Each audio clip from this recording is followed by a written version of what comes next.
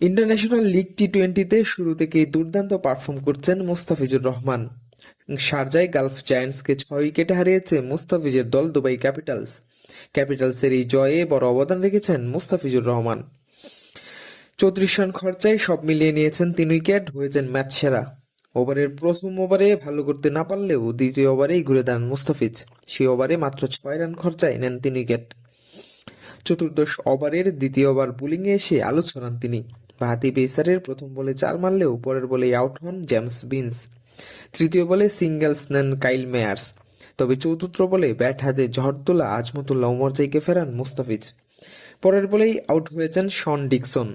হ্যাটট্রিকের সম্ভাবনা জাগলেও সেটা হতে দেননি মার্ক অ্যাডায়ার। সেই ওভারে মাত্র 6 রান খরচ করে 3 উইকেট শিকার করেন মুস্তাফিজ। ম্যাচ ঘুরিয়ে দেয়া বোলিংয়ে ম্যাচ সেরা হয়েছেন মুস্তাফিজ।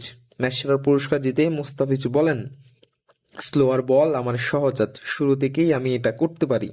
আমার বিশ্বাস আছে এই বলে আমি সফল হব। দলের প্রয়োজনে সবসময় সেরাটা দেওয়ার চেষ্টা করি।